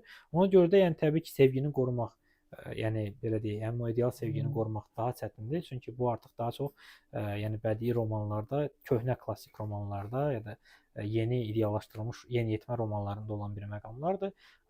Amma yəni emosional kapitalizm bizə münasibətlərə tamamilə fərqli yanaşma təqdim edir. Biraz da sonda ayrılıq məqamı haqqında danışacağam ki, yəni bu günləri münasibətlərin sonlanması dediyim kimi artıq tamamilə fərqli xarakter almağa başlayır. İnsanlar adətən münasibətlərini sonlandırmaqda çox çətinlik çəkirlər. Çünki münasibətin sonlanması çox nadir hallarda xoş olur. Yəni o mənada ki, insana sadəcə sağ ol, səninlə birlikdə olmaq xoş idi deyib ayrılmaq çox çətindir. Niyə? Çünki biz əgər hər şey xoşdursa ayrılmazdıq hər halda. Demək ki, xoş olmayan şeylər var ki, biz ayrılıq məqamına gəlib çatmışıq və bunun həzm olunması, bunun öhdəsindən gəlmək emosional kapitalizmdə bu da əmtələşir. Bayaq bunu dedim. Yəni biz psixoloqa gedə bilərik bu travmanı işləmək üçün ya da məsələn biz fikirləşirik ki, bizi aldadıblarsa, biz bundan sonra heç bir insana yəqin ki, etibar eləməyəcəyik. Çünki əgər ideal hesab elədiyimiz partnyor bizi sevdiyini deyən, bizlə ölümə qədər ya da son ana qədər ya da biz ölənə qədər birlikdə olduğunu deyən adam bizə xəyanət edirsə, demək ki, yəni heç nəyə inanmaq olmaz. Çünki biz onun bunu dediyi anlarda tam səmimi olduğunu bilirik. Ya da elə hiss edirik ki, yəni bu insan bizə səmimi şəkildə deyirdi ki, həmişə bizlə birlikdə olmaq istəyir. Və sonra da məlum olur ki, bu insan bizə xəyanət edib ya da ki, yəni bu sözləri deyən insan bizə soyuq davranmağa başlayır və yaxud da ki, buna qədər aramızda olan problem yaratmayan məqamlarda problemlər çıxmağa başlayır ortaya və tamamilə toksik, dözülməz bir münasibət halına gəlir. Yəni belə olan hallarda təbii ki, insanın müəyyən dərəcədə inamı da sarsılır. Ona görə də yəni bunu rasional qavramaq, rasionallaşdırmaq çətin olduğuna görə insanlar dediyim kimi ya psixoloqlar yanına gedirlər, ya hansısa təlimlərdə gedib iştirak edirlər ki, görə oradakı coachlar bizə münasibəti sonlandırandan sonra bunu necə qəbul etmək lazımdır öyrədə biləcəklərmi? Və yaxud da ki, belə deyək, hansısa əmtələşən formalarda bu hissin öhdəsindən gəlməyə çalışırlar və əslində insanın istər ayrılığı, istər münasibətləri yaşamağı müasir dövrdə çətinləşdirməsinin yəni səbəbi, fərdi səbəbi bir növ bizim açıq danışa, yəni belə deyək, hisslərimizi açıq ifadə etməkdən çəkinməyimizdir. Məsələn, sevgi ya da romantik münasibət hamının həyatında bu və digər dərəcədə olan bir şeydir. Yəni hamımız ya məktəb dövründə, ya universitet dövründə və yaxud da ki, yəni hansısa başqa iş yerində ya başqa bir yerdə hansısa bir insandan xoşlanmışıq və onu sevdiyimizi düşünmüşük. Amma bunu ifadə eləmək bizə həmişə daha çətin olur. Çünki belə deyək, ənənəvi mədəniyyətlərdə, ənənəvi cəmiyyətlərdə Azərbaycan kimi belə deyək, hələ ki qloballaşmanın tam şəkildə gəlib çatmadığı ya da açıqlıq mədəniyyətinin tam gəlib çatmadığı yerlərdə, məsələn, bunu nəyə görə deyirəm? Karl Jung deyirdi ki, şərq cəmiyyətləri insanları introvert edir. Yəni insanlar başqaları ilə danışmaqda çətinlik çəkirlər, amma fikirləşirlər ki, onları heç kim başa düşə bilməyəcək. Ona görə də ya Tanrıya ibadət etmək lazımdır və ona dərdlərini demək lazımdır, ya da ki meditasiya edib problemləri, yəni belə öhdəsindən bir növ tarazlıq vasitəsilə gəlmək lazımdır. Amma əvəzində qərbdə insanlar çox introvertdilər, ya da ekstravertdilər. Məsələn, kilsənin özünü götürək ki, kilsədə olan, yəni kilsə ilə bağlı məşhur şeylərdən biri nədir? Biz günah edirik və gedirik belə deyək, yəni kilsə xadiminə bizi bağışlaması üçün Tanrının adından dərdlərimizi danışırıq, elədiyimiz günahları danışırıq, bizi nələri narahat elədiyini danışırıq və bir növ həmin bu emosional cəhətdən bizə gərgin hissetdirən şeylərin öhdəsindən gəlirik. Amma yəni bizim cəmiyyətdə tək bizdə yox, yəni belə deyək, bu cəmiyyətin də yox, daha çox yəni düşüncə tərzinin necə olması ilə bağlıdır ki, yəni insanlar bölüşməkdə çətinlik çəkdikləri üçün duyğularını, emosiyalarını, yəni bir növ öhdəsindən gəlmək daha çətin olur. Ona görə də, yəni belə deyək, biz bəzən giririk YouTube-da hansısa bir mahnıya qulaq asırıq, bizə hansısa duyğunu yaşadan və görürük ki, orada kimsə bizim istədiyimiz şeyləri yazıb və ona like qoyuruq və yaxud da görürük ki, kimsə öz acısını bölüşür ki, məsələn, deyirəm, sən də gəl bu mahnını dinləyəcəksən, məni xatırlayacaqsan filan və biz o rəylər xoşumuza gəlir, çünki görürük ki, insanlar yəni bunları ifadə edir və bir növ həmin insanların empatiya quranda, yəni fikirləşirsən ki, bu insanlar yəqin daha rahat hiss edirlər özlərini və əslində yəni bir sıra ilə sosioloqlar deyirlər ki, insan acının öhdəsindən gəlmək üçün onu bölüşməlidir. Və yekunda bir neçə cümlə ilə, yəni bunu sonlandırsaq, müzakirə hissəsinə keçmək üçün, yəni biz bu danışıqlarımız əsasında bunu müəyyənləşdirdik ki, emosional kapitalizmdə bütün emosiyalar, yəni insanın ən intim duyğuları, hissləri, mübhəm belə deyək, hissləri hamısı satıla bilən bir hala gəlir. Emosional kapitalizm insana onun bütün cəhətlərini əmtəələşən, komodifikasiya olunan bir hala çevirməyi tələb edir. Ona görə də biz yəni müəyyən cür görünməyə, müəyyən cür düşünməyə, müəyyən duyğular hiss eləməyə məcbur qalırıq bəzən və bu bizim həyatımızın bütün sahələrinə, o cümlədən romantik münasibətlərimizə də təsirsiz ötüşməyə bilmir. Yəni kapitalizm dövründə təbii ki, məhz maddiyyat bütün digər sferalara bu və digər dərəcədə təsir göstərir. Bizim yəni romantik münasibət qurmağa çalışdığımız şəxslə ilk görüşümüzün harda olması, onu hara dəvət eləməyimiz, nə yeməyimiz, nə içməyimiz, bunların hamısı maddi şərtlərin təsiri altında baş verən məqamlardır. Yəni elə bir sfera yoxdur ki, ora bu məqamlar təsir etməsin və bundan sonra münasibətimizin necə irəliləməsi də əslində böyük ölçüdə məhz bu məqamların təsirinə məruz qalır bu və digər dərəcədə. Yəni bizim o insanla görüşməyimiz belə əslində bu şərtlərdən qaynaqlanan bir məqamdır. Və belə deyək, digər tərəfdən də münasibətlərin əsasından emosional dəyərlər demək olar ki, dəyişikliyə məruz qalır, eroziyaya məruz qalır. İnsanlar partnyorluq münasibətləri qurmağa belə deyək, çalışırlar, bəzən məcbur qalırlar, bəzən isə bu öz-özlüyündə baş verir. Çünki dediyimiz kimi duyğular, hisslər davamlı olaraq dəyişir. Yəni sevgi əsasında başlayan bir izdivac daha sonra onun sona çatması ilə sona çatır ya da ki davam edir, amma toksik formada. Və bu səbəbdən də yəni insanlar fikirləşirlər ki, özlərinə uyğun insanlar tapmalıdırlar. Bunun üçün də tanışlıq proqramlarına yönəlirlər, Tinderə, Badoo və sair proqramlara. Bir də bir maraqlı proqram var, Couple Joy, bunun haqqında da danışım. Couple Joy proqramı nədir? Bu proqram münasibətdə olan insanlar üçündür artıq. Yəni münasibət qurandan sonra biz belə deyək, pul ödəməyi necə? Couple Joy. Yəni couple olandan sonra belə biz yenə də, yəni kapitalizm bizim yaxamızdan əlini çəkmir. Proqramlarından deyək ki, indi bu proqrama girin və bu proqram münasibətin keyfiyyətini ölçmək üçündür. Birlikdə məsələn kinoya baxdıq, birlikdə şam yeməyi yeyəndə nə baş verir? Yəni orada belə çoxlu meyarlar var. Və premium proqram təbii ki və yəni pullu proqramdır və münasibətin məsələn bir həftəsi, 10 günü, 1 ayı, 500 gün, 300 gün tamam olanda bizi təbrik edir bundan bağlı ki, yəni siz əla partnyorsunuz. Necə? Yeni mərhələ. Hə, yəni də, yəni siz yaxşı partnyorsunuz, etibarlı insansınız, eyni ilə, yəni belə şeylər göndərir və yəni burada bunu belə ölçmək üçün proqramlar var. Yəni tanışlıq üçün olduğu kimi münasibəti ölçmək üçün də proqramlar var və yəni demək olar ki, bütün sferalarda məhz emosional kapitalizm duyğuları, hissləri bu formada əmtələşdirir. Demək ki, yəni kapitalizmdə yaşadığımız müddətcə təəssüf ki, bundan azad ola bilməyəcəyik.